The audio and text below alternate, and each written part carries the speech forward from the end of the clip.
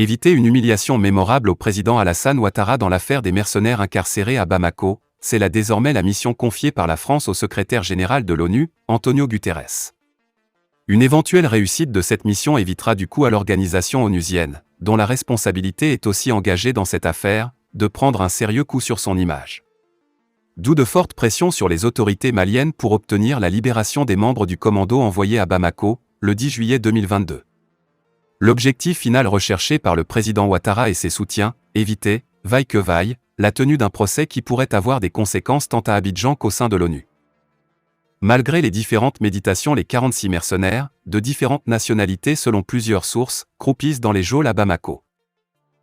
La dernière mission de la CEDEAO comprenant les présidents ghanéens, gambiens, ainsi que le ministre des Affaires étrangères du Togo, n'a pas connu d'avancée significative dans l'évolution du dossier.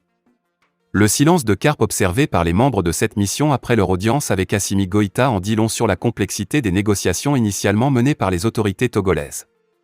C'est ce pays qui avait obtenu la libération des 3 femmes du commando. Pour l'heure, les autorités maliennes campent sur leur position. Alassane Ouattara doit impérativement remettre à la justice malienne des anciens responsables. Ils sont sous le coup de mandat d'arrêt international, qui ont trouvé refuge en Côte d'Ivoire. Les mêmes sont soupçonnés d'entreprendre des actes de déstabilisation à partir d'Abidjan. 3 mois après l'éclatement de cette affaire, le constat est le suivant, l'impasse de toutes les négociations entamées jusqu'ici.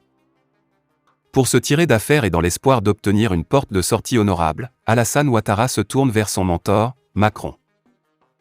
Guterres entre dans la danse, où est, donc, l'impartialité de l'ONU. C'est ainsi que le secrétaire général de l'ONU, Guterres, qui avait toujours observé le silence depuis le début de cette affaire, le 10 juillet 2022, est subitement entré dans la danse. En effet, Antonio Guterres est sorti de sa réserve, il y a 2 semaines, pour tendre une main secourable à un Ouattara qui ne sait plus à quel saint se vouer. Et pour cause. Lors d'un entretien avec des médias français, ce n'est guère surprenant, Antonio Guterres déclare, « Ce ne sont pas des mercenaires. C'est évident. Je fais appel aux autorités maliennes pour que ce problème puisse se résoudre. » Guterres peut-il alors dire à l'opinion quelle était la mission exacte de ces soldats ivoiriens envoyés à Bamako avec une impressionnante armada de guerre? À défaut d'avoir une réponse claire et précise, le secrétaire général de l'ONU s'est couvert de ridicule en prenant position sur une affaire opposant 2 pays membres de l'organisation. Où est donc l'impartialité, monsieur Guterres? Ce n'est pas tout.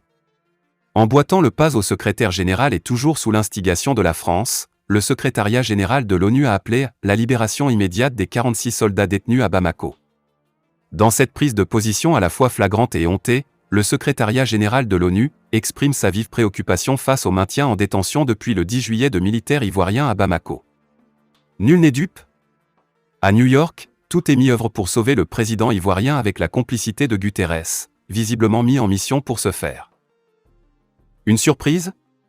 Non, pour qui connaît le mode de fonctionnement de cette organisation au service des puissances. C'est cette ONU qui avait autorisé la destruction de l'Irak et toujours elle qui a permis à la France et ses alliés de bombarder la Libye et se rendre complices de l'assassinat de Kadhafi.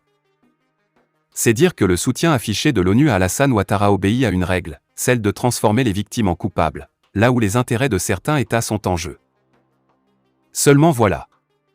Les prises de position de Guterres et du secrétariat général de l'ONU ne prennent visiblement pas en compte une note verbale adressée par la MINUSMA, en juillet dernier, au ministère malien des Affaires étrangères.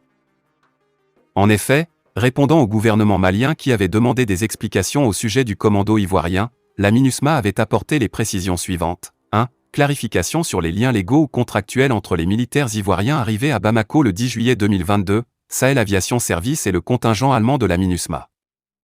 La MINUSMA note que les éléments ivoiriens ont été déployés à Sénou, Bamako, pour assurer la sécurité à la base des NSE allemands, dans cette même localité, au lieu de Tombouctou où est basé le contingent ivoirien de la MINUSMA. Il apparaît que certaines procédures n'ont pas été suivies et la mission s'efforce de mieux comprendre comment ces dysfonctionnements ont pu se produire afin d'éviter qu'ils ne se produisent à l'avenir. 2. Relations contractuelles, sous-contractuelles entre le contingent allemand et des tiers. La MINUSMA n'a pas connaissance d'un contrat entre l'Allemagne et des tiers pour la protection de la base allemande de NSE. Des mesures ont déjà été prises pour renforcer la gestion des NSE. 3. Nombre total de NSE à la MINUSMA et leur lieu de déploiement. Les politiques des Nations Unies autorisent les pays contributeurs de troupes et de police à déployer des éléments nationaux de soutien pour fournir des services à leurs contingents, à titre national.